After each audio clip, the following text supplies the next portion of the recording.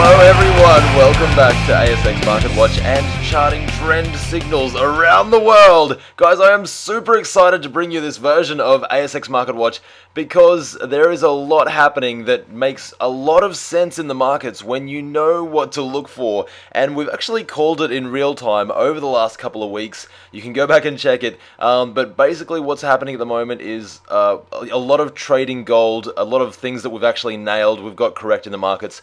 And all because we know how to follow the basic price movements and what they mean and the psychology, the investment psychology behind it.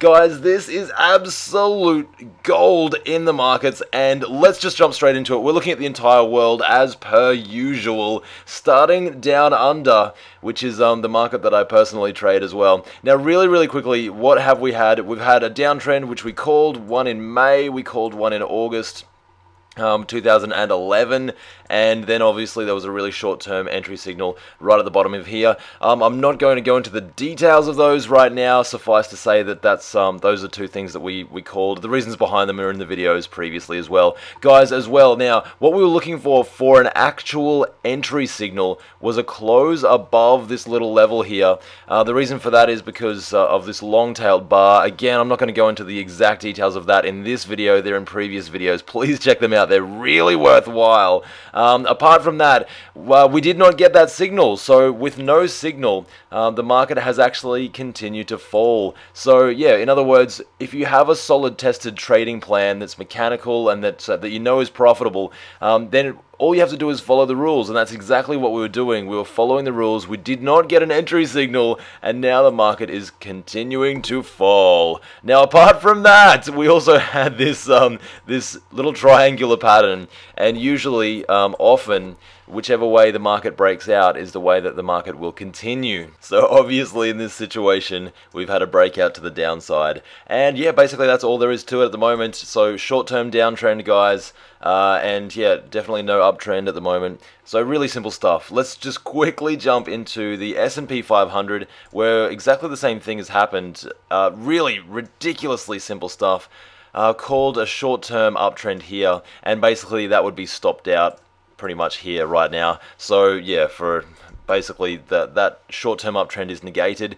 We said, I mean, that was a very risky trade simply because we had a lot of resistance around here, which we did advise, we did sort of say that that was there. And now the market has, yeah, basically we've got this triangular pattern. The market has broken out to the downside, and yeah, we can expect a short-term downtrend and for prices to continue downwards. So one last thing on the S&P 500 really quickly was that for a more solid signal, we'd usually expect a zigzag pattern to unfold over 2 months or more. That could be in the making at the moment, but yeah, at the moment still short-term downtrend, so really not much more to say on that at the moment. The FTSE, very similar deal as well. Basically that triangular pattern, it's broken out to the downside, so short-term downtrend on the FTSE.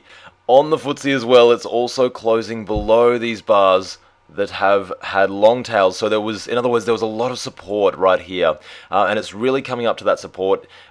Just really watch this level, because this is the level that we're sort of watching at the moment, basically for its support. As you can see, it's bounced off at 1, 2, 3, 4, 5 times approximately. If it does close below this level of 5,345, that would be a much that would be like a worse sign as well. But in the meantime, it really is in that short-term downtrend territory right now on the FTSE as well. Now, the better part of this particular series is the Nikkei, which we called a short-term downtrend. Where was it? Yeah, that was exactly it. That was our short-term downtrend there. And more recently, called a little uptrend move, which we did get. It was sort of turned into another downtrend move around about here. And then now the market is actually continuing down again. So this is just not rocket science in any way, shape, or form. Very simple stuff. A very simple uptrend line, and it crossed below that.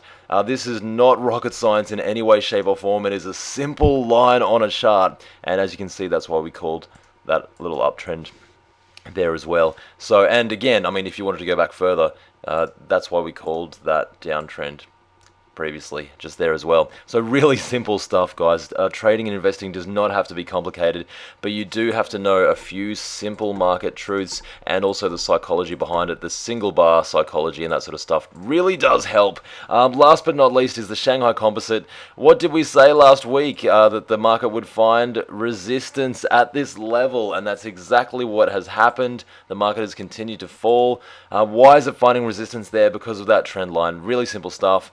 And yeah, basically there's not much more to it other than that. The Shanghai Composite remains, if you want to get medium and long term on the Shanghai, which is in China, by the way, obviously.